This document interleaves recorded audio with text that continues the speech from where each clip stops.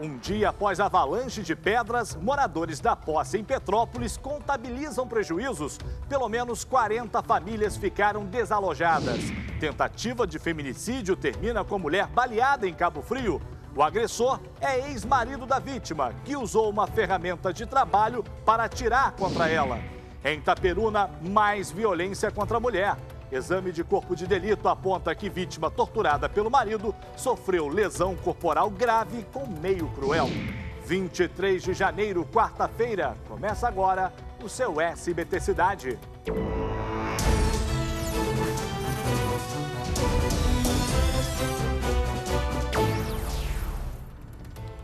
Muito boa noite, bem-vindo, bem-vinda mais uma vez ao nosso jornal. Vamos juntos até encontrarmos com o seu SBT Brasil, com os fatos que são destaque em todo o estado do Rio de Janeiro, principalmente no interior.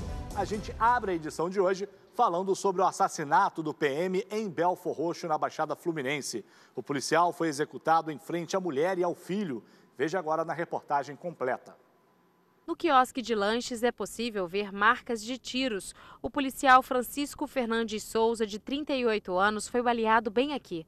Moradores do bairro Parque Martinho não quiseram gravar entrevista, mas contaram que havia uma comemoração nesse bar quando tudo aconteceu. O cabo da Polícia Militar morava nessa rua aqui, em Belfor Roxo, na Baixada Fluminense. Segundo a PM, ele estava com a esposa por volta de 1h30 da manhã, quando dois bandidos chegaram em uma moto e abordaram o casal. Na sequência, um terceiro criminoso chegou em uma bicicleta. Ele estava com o rosto coberto, apontou para o policial e disse: "É esse aí, o branquinho". Então, os criminosos atiraram e fugiram. O PM foi socorrido para esse posto de saúde, mas não resistiu aos ferimentos. A família está inconsolável. O crime aconteceu em frente à casa do policial. As pessoas do bem estão perdendo sua privacidade, estão perdendo a sua vontade de poder ficar nos seus portões, ficar nas suas casas. Isso que aconteceu com ele é o que está acontecendo todos os dias. A gente só troca de nome. O policial era lotado no batalhão de policiamento em vias especiais. A Delegacia de Homicídios da Baixada Fluminense investiga o caso. Um momento muito triste nas nossas vidas, porque ele só vai entrar na lista de mais um. O que dizer de um criminoso que tem a capacidade de tirar a vida de uma outra pessoa em frente à mulher, em frente ao próprio filho da vítima? O que dizer de uma pessoa dessas? Não tem coração algum.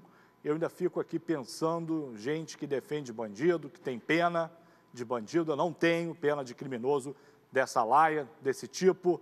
E aí a gente continua contabilizando morte de policiais no Rio de Janeiro. Como sempre, nada mudou. A gente volta em instantes, continue aqui no nosso SBT Cidade.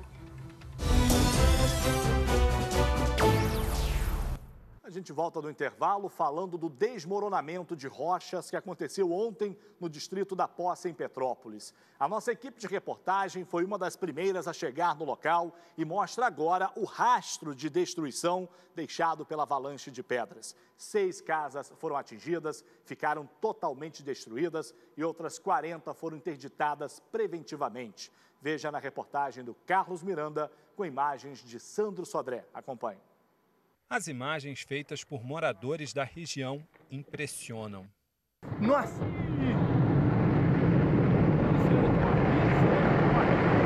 Vamos sair daqui, Rob! O deslizamento de rochas foi na tarde desta terça-feira no distrito da Posse, em Petrópolis, região serrana do Rio. As pedras destruíram tudo que estava pela frente. Olha aqui, a gente tem uma ideia do tamanho das rochas que desceram da encosta. De acordo com a Defesa Civil, são pedras com mais de 50 toneladas. Essa casa aqui, foi completamente destruída. Ao todo, 6 residências foram atingidas aqui no bairro. Ninguém ficou ferido. Moradores estavam em alerta porque desde a madrugada ouviam estalos na encosta. Na hora do deslizamento, a mulher de Roberto estava em casa e conseguiu sair às pressas. A família perdeu tudo. Casa a gente constrói outra, não tem problema. A gente dá um jeitinho, constrói outra, faz, entendeu? Arruma outros móveis. O prejuízo foi grande e moradores tentaram salvar o que foi possível. Algumas coisas pequenas, né, cara? Uma televisão, documento do imóvel, né, que estava lá guardado.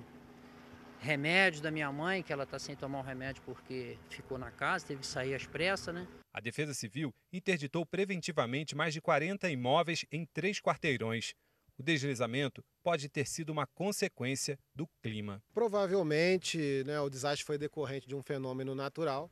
Pode ter sido pelas chuvas incessantes características da estação, mas também raios que acabam sendo consequentes, a tempestade de raios consequente dessas chuvas. Meu Deus do céu, as imagens são aterrorizantes. Olha, eu vou te contar, poderia ter terminado numa tragédia muito grande se esses moradores não tivessem saído por conta própria do local. E hoje pela manhã, a nossa equipe esteve novamente lá na área onde aconteceu esse incidente para saber como está sendo feito o atendimento às famílias atingidas pelo deslizamento. Mais de 40 famílias tiveram que deixar a região, que ainda é considerada de risco. Pode rodar. Moradores de 40 casas foram recomendados a deixar a região, mas nem todas as famílias saíram. Quem ficou conta que na madrugada ainda foram ouvidos estalos na encosta. A gente escutou 2 barulhos, 2 estalos e 2 chacoalhamentos de terra, com aquele barulho de terra descendo. E a emoção toma conta de quem pode perder a casa construída com muito sacrifício. É deprimente, isso aí já deixa a gente com os dias meio apagados, A prefeitura prometeu dar assistência às famílias atingidas e um atendimento emergencial está sendo feito neste primeiro momento. Material de necessidade básica, kit de higiene, a própria cesta básica, um colchão. Esta não é a primeira vez que ocorrem deslizamentos de pedra aqui na região. O primeiro foi em 2014. Foi naquele ponto ali onde a gente consegue ver as rochas mais claras. E fica bem ao lado ao deslizamento que ocorreu na tarde desta terça-feira. Na época, a Prefeitura de Petrópolis interditou 7 casas e tornou um terreno impróprio para a construção.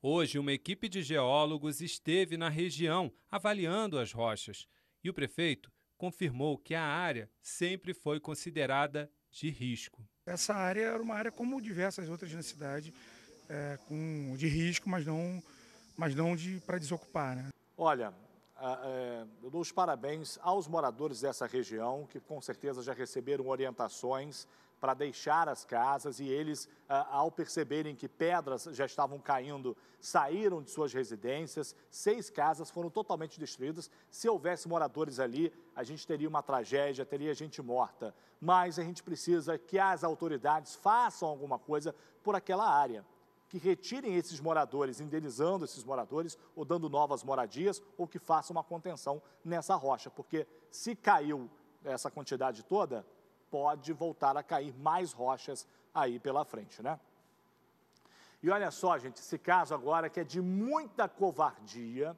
morreu o bebê que estava internado em Campos com sinais de espancamento. A criança tinha apenas 25 dias de nascida e o principal suspeito da agressão é o próprio pai do bebê. Vamos à redação com o repórter Lucas Madureira, então, que explica pra gente aí esse caso absurdo. Esse monstro aí, Lucas, ele já está detido, explica esse caso. Oi, Salutiel, boa noite para você, boa noite a todos. Sim, o pai do bebê teve um mandado de prisão temporária expedido pela Justiça e foi detido ontem. Segundo a Polícia Civil, o homem teria se irritado depois que o bebê golfou no colo dele. O bebê passou por uma tomografia que constatou uma hemorragia que afetou o sistema nervoso central, além de extenso hematoma e fraturas. Ainda segundo a Polícia Civil, por medo, inicialmente a família disse no hospital que o bebê tinha sofrido uma queda, mas depois os parentes procuraram a delegacia e relataram o crime, Salutiel. Volto com você. Olha, Lucas, eu vou te falar, dá um ódio na gente. Eu vou te contar uma coisa. O que desejar para uma criatura dessas? Uma criança de 25 dias, meu amigo. Vai enfrentar alguém do teu tamanho para tu levar uns 10 socos na cara de volta. Valeu, Lucas, obrigado pelas informações. Vamos com a taça novamente, é muita crueldade. Do norte, a gente vai agora para o sul fluminense, um assunto do sul. Em 3 Rios, uma criança de 2 anos morreu após ser deixada dentro do carro da família. A causa da morte ainda não foi divulgada, mas a suspeita, Otassi, é que essa criança não tenha resistido ao calor. Ela estava dentro do veículo, é isso? Conta pra gente as informações. Boa noite. Boa noite, Salutiel. Boa noite a todos. Olha, Salu, 2 versões desse caso têm circulado nas redes sociais. Uma delas é que o secretário de Obras de Três Rios, Sandro Amaral, esqueceu a filha, Maria Alice Amaral, de 2 anos, dentro do carro. Já a segunda versão é que a menina pode ter sofrido um choque térmico por conta do calor que fazia na cidade logo depois de entrar no carro, que estava com o ar-condicionado ligado. Nenhuma das histórias foi confirmada pela Polícia Civil. Nós ligamos diversas vezes para a 108ª Delegacia, mas o delegado responsável pelo caso não nos atendeu e, portanto, não nos passou informações. Já o Hospital das Clínicas Nossa Senhora da Conceição, unidade para onde a menina foi levada após o acidente, informou que não foi autorizado a passar informações. O caso foi registrado ontem na rua Barão do Rio Branco, no centro de Três Rios. Em nota, a Prefeitura decretou luto oficial de 3 dias e disse que se solidariza com os familiares. Salutiel. Tá legal, Tássio. A delegacia não fala, fica difícil, né, Tássio? Por que a polícia não responde, né? Não retorna as ligações, ou pelo menos diz alguma coisa sobre o depoimento do pai dessa criança? Enfim, vamos saber o que aconteceu, mas foi uma tragédia, né? Uma perda aí para a família. Isso já, se foi o fato dele ter esquecido a criança dentro do carro, isso já aconteceu em outros lugares do país. Realmente, eu vou te contar uma coisa, hein? A família deve estar arrasada, com certeza. E hoje pela manhã, uma mulher foi vítima de tentativa de feminicídio em Cabo Frio. Ela seguia para o trabalho quando foi surpreendida pelo ex-companheiro que não aceitava o término do relacionamento. A mulher foi atingida por um disparo de uma pistola usada para fixar placas de gesso no teto. Veja agora na reportagem do Lucas Madureira. Acompanhe. A vítima é Patrícia de Azevedo Maciel, de 45 anos. Ela foi agredida pelo ex-marido Hércules José da Rocha, de 49 anos, na manhã de hoje no bairro Braga, em Cabo Frio. Segundo a polícia, o acusado não aceita o término do relacionamento. Patrícia foi abordada neste ponto aqui, na rua Nicolas Lan, atrás do Fórum de Cabo Frio. Segundo a Polícia Civil, a mulher estava a caminho do trabalho quando foi surpreendida pelo homem. Ele portava uma pistola, dessas utilizadas para fixar placas de gesso no teto. Mas no lugar dos pinos de aço, ele usou uma munição calibre 22 para ferir a vítima. A ferramenta usada no crime e uma faca foram apreendidas. Então ele dá esse disparo em direção ao peito dela. Nisso, ela coloca o braço na frente e o braço protege. Então, a munição pega, o disparo pega no braço dela, o que foi o que evitou a morte dela.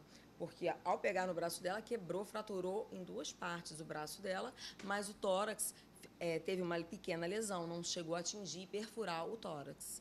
E dali ela cai e ele sai evadido do local, se evade do local. O acusado foi localizado horas depois numa obra onde trabalha, também na cidade. Com a chegada da polícia, ele tentou tirar a própria vida e teve que ser levado para o Hospital Central de Emergência, que não informou o estado de saúde dele. Na obra, encontrou ele já caído, ele tinha disparado, feito um disparo com essa arma, com uma munição de arma de fogo, na sua própria cabeça, tentando se matar. Patrícia passou por uma cirurgia no Hospital Santa Isabel, onde segue internada. A unidade também não informou o estado de saúde da vítima. Hércules vai responder por tentativa de feminicídio. Se condenado, ele pode pegar de 12 a 30 anos de detenção. Olha, o que chama atenção é que o relacionamento já havia acabado há 3 anos. Esse cara até agora não tocou a vida dele. Meu amigo, vá se tratar. E ele tentou tirar a própria vida depois, né? Agora, como a gente está tendo casos de tentativa de feminicídio, e veja esse agora também. Saiu o resultado do exame de corpo de delito feito na mulher que foi torturada em Itaperuna na semana passada pelo marido. O laudo apontou lesão corporal grave com meio cruel. O acusado, Antônio Paulo Castilho Cardoso, de 37 anos, que chegou a filmar as agressões, já foi detido. Veja só o caso. O laudo do exame de corpo de delito divulgado pela Polícia Civil aponta que a mulher teve lesão corporal grave com meio cruel.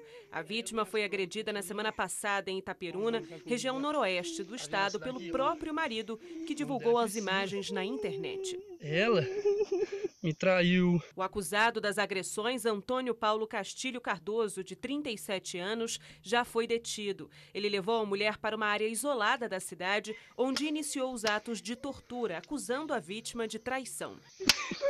Foi o quê? Uns 10 homens? Uns 10 homens? No outro braço.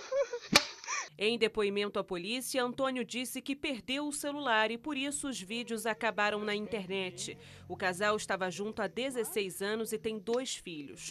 A Polícia Civil informou que com a prisão temporária de 30 dias, irá concluir a investigação do caso. Já o Ministério Público informou que a vítima tem direito a medidas protetivas. E por isso, mesmo depois de solto, o acusado não poderá se aproximar dela. O MP disse ainda que a relação conjugal entre o suspeito e a vítima é um agravante que será utilizado para aumentar a pena do agressor. Olha, é um vídeo de chocar qualquer um.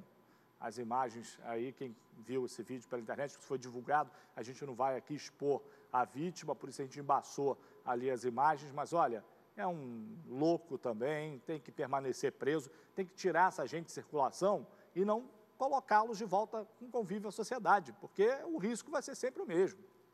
Uma troca de tiros entre policiais e criminosos na madrugada de hoje em Petrópolis assustou moradores da cidade. Os bandidos tinham acabado de roubar uma casa e fazer os proprietários reféns quando foram surpreendidos pelos agentes. Um suspeito foi capturado, mas outro conseguiu fugir. Veja agora. Este vídeo mostra o momento que um dos assaltantes é preso pela polícia. Vocês pegaram esse carro no Valparaíso, certo? E a casa que vocês assaltaram? No Valparaíso. Nesta madrugada, eles assaltaram esta casa no bairro Valparaíso, em Petrópolis. Os moradores foram amarrados e amordaçados e ficaram reféns dos criminosos por mais de 2 horas. As vítimas não quiseram dar entrevista.